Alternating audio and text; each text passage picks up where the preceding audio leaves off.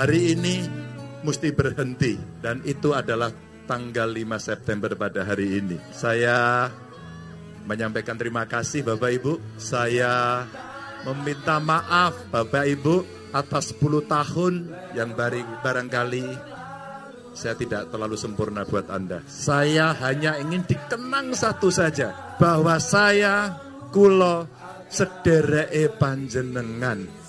Nuwun sewu menawi wonten kekirangan, matur nuwun sanget.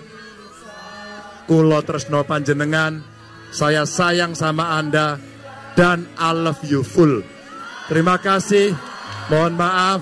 Wassalamualaikum warahmatullahi wabarakatuh.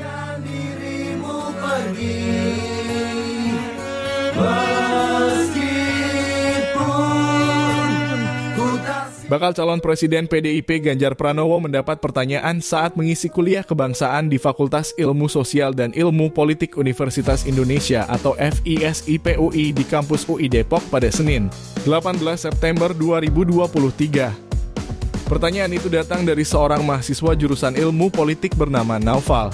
Ia bertanya apakah Ganjar akan menjadi petugas rakyat atau petugas partai saat menjadi presiden. Mendengar pertanyaan tersebut, mantan gubernur Jawa Tengah itu pun memberikan acungan jempol. Ganjar pun menegaskan agar tidak perlu takut terkait petugas partai atau tidak. Ia menanyakan mahasiswa tersebut apakah sempat mengikutinya selama 10 tahun dirinya menjabat sebagai gubernur Jawa Tengah. Kalau Anda googling di media, sebelum saya dicalonkan, yang mukulin saya siapa? Kata Ganjar. Ganjar mengungkapkan di Partai Demokrasi Indonesia Perjuangan, kandidat bakal calon presiden dalam kurung baca pres bukan hanya dia, tetapi ada nama lain seperti Puan Maharani. Dengan mengucapkan Bismillahirrohmanirrohim, menetapkan Saudara Ganjar Pranowo sekarang adalah Gubernur Jawa Tengah sebagai kader dan petugas partai untuk ditingkatkan penugasannya sebagai calon presiden Republik Indonesia dari Partai Demokrasi Indonesia Perjuangan. Noval, kamu mengikuti saya selama 10 tahun jadi gubernur? Mengikuti. Oke, saya petugas siapa?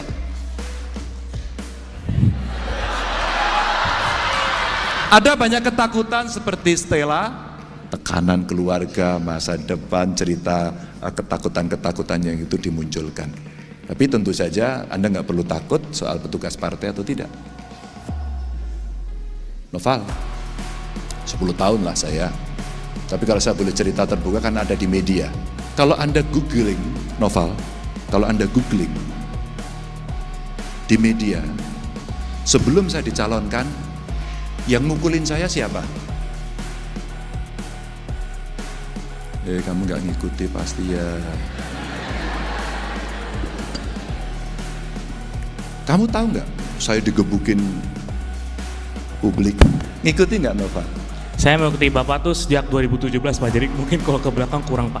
Nah, ini belum 2017 kok. Ini baru kemarin-kemarin. Sebelum saya pencalonan itu Ganjar dicalonkan atau tidak gitu. Di partai saya kan namanya tidak hanya Ganjar kan, ada yang lain ya. Kan rame itu. Iya, saya digebukin oleh teman sendiri. Dan itu buat saya kami biasa saja, belum putus kok. Belum putus itu dinamika seperti itu saya nikmati biasa saja. Saya kader partai, tapi presiden bukan, gubernur bukan. Itulah melayani. Kalau Anda riset tentang saya, apa yang saya lakukan, adakah kemudian saya hanya berpihak pada partai saya? Mungkin nyaris Anda tidak akan menemukan itu. Pak, mohon maaf Pak Ganjar, mohon maaf. Berarti Bapak berkomitmen semisal terpilih Bapak bukan disetir oleh partai, tapi disetir oleh rakyat. Itu aja. Simple aja Noval. Kalau aku bicara itu kan itu next. Kalau itu next Noval, kamu paling habis ini ya nggak tahu. Tapi saya minta kamu melihat 10 tahun saya. 10 tahun bukan waktu pendek. Dan 10 tahun itu artinya saya terpilih 2 kali.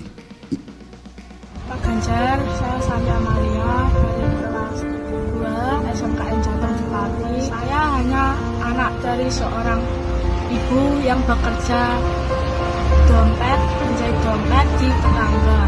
saya ditinggal seorang ayah sejak umur 8 tahun dan saya kangen sekali oleh sosok seorang ayah.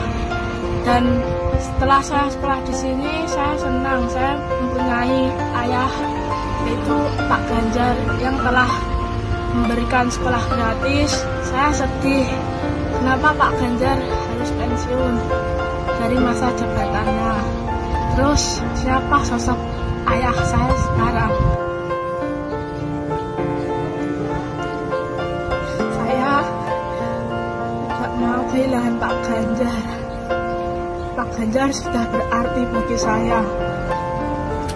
Saya ingin sekali Pak Ganjar tetap menjadi seorang gubernur di Jawa Tengah. Pak Ganjar, saya mohon selalu ingat pada kami siswa-siswi SMKN Jateng. Jangan lupakan kami, Pak Ganjar.